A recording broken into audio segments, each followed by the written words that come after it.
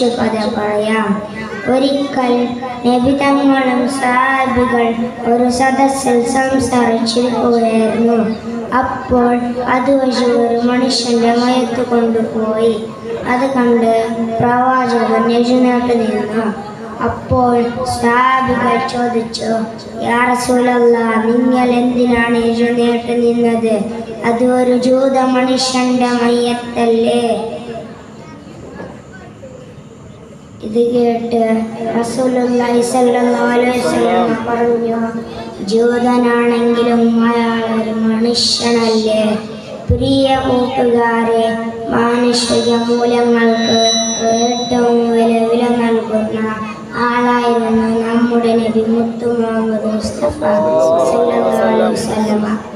ഇത്രയും പറഞ്ഞ് ഞാൻ എൻ്റെ കൊച്ചു കഥ അവസാനിപ്പിക്കുന്നു. അസ്സലാമു അലൈക്കും.